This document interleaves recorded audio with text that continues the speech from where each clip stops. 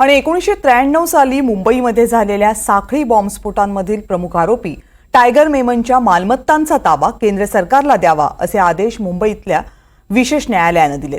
त्यानुसार 1993च्या साखळी बॉम्बस्फोटाच्या सूत्रधारांपैकी एक असलेल्या टायगर मेमन आणि त्याच्या कुटुंबाच्या 14 मालमत्ता केंद्र सरकारच्या ताब्यात देण्याची कारवाई सुरू झाली आहे।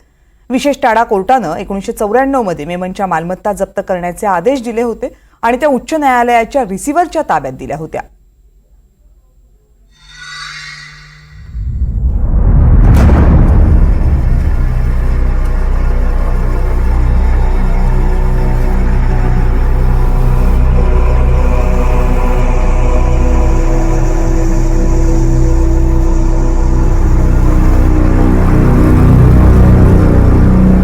टायगर मेमन मुंबईतील 1993च्या साखळी बॉम्बस्फोटातील मुख्य आरोपी। 12 मार्च 1993ला मुंबईमध्ये साखळी बॉम्बस्फोट झाले आणि त्याच दिवशी टायगर मेमन कुटुंबासह मुंबईमधून फरार झाला। सीबीआयने या प्रकरणाचा तपास केला आणि त्यानंतर न्यायालयात जो खटला चालला त्यामध्ये टायगर मेमनच्या मालमत्ता केंद्र सरकारकडे देण्याबाबत निर्णय दिला गेला। टायगर मेमनच्या या मालमत्ता सध्या कुणाच्या ताब्यात आहेत तेही बघा। 1993च्या बॉम्बस्फोट प्रकरणात विशेष टाडा न्यायालयानं या मालमत्तांसंदर्भात निर्णय दिला। या निर्णयात न्यायालयानं मेमनच्या मालमत्तांचा ताबा केंद्र सरकारकडे सोपवायला सांगितलं। केंद्र सरकार मालमत्तांचा ताबा घेऊ शकतं असं न्यायालयानं सांगितलं। 1976च्या SAFEM या कायद्याअंतर्गत सक्षम अधिकाऱ्यांनी या मालमत्तेचा ताबा देण्याची मागणी न्यायालयाकडे केली। तस्कर आणि विदेशी चलन संबंधी गुन्हेगारांच्या मालमत्ता जप्ती कायद्यानुसार ही जप्ती करण्यात आली।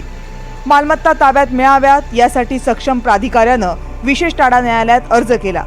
या अर्जावर तपास यंत्रणा आणि राज्य सरकारनं कोणतीही हरकत घेतली नाही।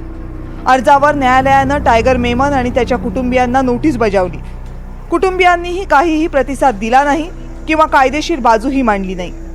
त्यामुळे या मालमत्ता केंद्र सरकारच्या ताब्यात देण्याचे आदेश विशेष टाडा न्यायालयाने दिले। याकूब मेमन आणि त्याच्या भावांचे माहीम येथील कार्यालय आहे। माहीम कुर्ला, सांताक्रूज, डोंगरी आणि मोहम्मद अली रोडवर एक सदनिका आहे। दुकानांचा देखील यामध्ये समावेश आहे।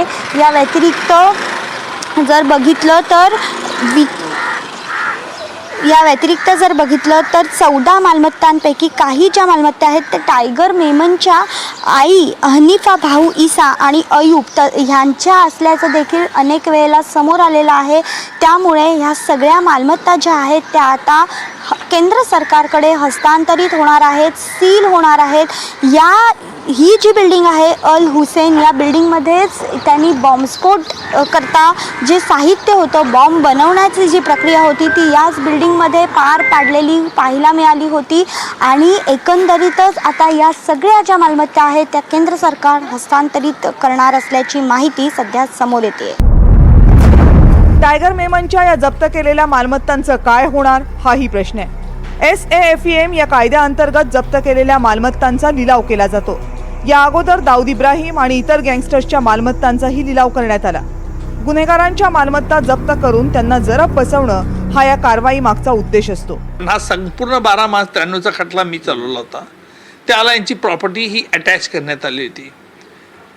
साधारणतः एखादी जी स्थावर मिळकत असते ही जेव्हा जप्त करण्यात येते किंवा अचल आणि चल वस्तू जप्त करण्यात येतात त्याचा प्रामुख्याने उद्देश असतो की आरोपींनी कायद्याच्या समोर जावं, कायद्याला फेस करावं।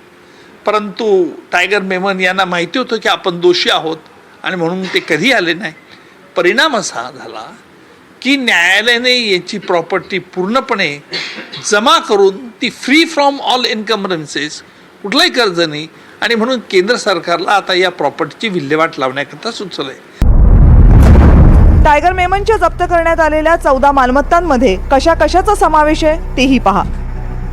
माहीमच्या LJ रोडवर असलेल्या अल हुसैनी इमारतीमधले 3 फ्लॅट्स, वांद्रे पश्चिम मधील फ्लॅट, माहीम मधील ऑफिस आणि एक मोकळा भूखंड, सांताक्रूज पूर्वेला असलेला एक भूखंड आणि फ्लॅट, कुर्ल्यामधील एका इमारतीतील 2 फ्लॅट्स, मोहम्मद अली रोडवर असलेलं एक ऑफिस, डोंगरी परिसरामधले काही गाळे आणि भूखंड, मनीष मार्केटमधील 3 गाळे आणि शेख मेमन स्ट्रीटवरील एक इमारत। 1994 साली विशेष टाडा न्यायालय यांनी एक आदेश दिला होता की मेमन फॅमिली जे आरोपी आहेत 1993चे मुंबई ब्लास्टमध्ये त्यांची जितकीही प्रॉपर्टी आहे मुंबईच्या वेगवेगळ्या ठिकाणी त्यांना सील करा. तर यांची प्रॉपर्टी आहेत मनीष मार्केटमध्ये आहे, मोहम्मद अली रोड मध्ये प्रॉपर्टी आहे, डोंगरीत प्रॉपर्टी आहे, कुर्लामध्ये आहे, माहीममध्ये आहे आणि मुंबई शहरात वेगवेगळ्या ठिकाणी 14 अशी प्रॉपर्टीज मेमन फॅमिलीची आहेत आणि त्या प्रॉपर्टीजना सील करण्यात आला होता. तर कॉम्पिटंट अथॉरिटीने अर्ज केला होता टाडा न्यायालयासमोर की आता ही जी प्रॉपर्टी सील आहेत 94 सालापासून ती प्रॉपर्टीज आता आम्हाला द्या. तर यासाठी मुंबई पोलीस आणि CBI यांनी त्यांच्या NOC दिला. त्याच्यानंतर आता टाडा कोर्टाने आदेश दिला आहे की हे सगळे प्रॉपर्टीज जी सील होती तो आता कॉम्पिटंट अथॉरिटी जी केंद्र सरकारची आहे त्यांना देण्यात यावे. तर आता कॉम्पिटंट अथॉरिटी या प्रॉपर्टीजचा ताबा घेऊन यांना ऑक्शन करणार. 1993च्या साखळी बॉम्बस्फोट प्रकरणी टायगर मेमनचा भाऊ याकूब मेमनला अटक करण्यात आली होती. 2015 साली याकूब मेमनला फाशीची शिक्षाही झाली. पण टायगर मेमन मात्र अजूनही पोलिसांच्या हाती लागलेला नाही. टायगर मेमनच्या संपत्ती जरी जप्त झाल्या असल्या तरी जोपर्यंत टायगर मेमनला पकडून त्याला शिक्षा होत नाही तोपर्यंत 1993च्या जखमा भरणं शक्य नाही. भाग्यश्री प्रधान, NDTV मराठी, मुंबई.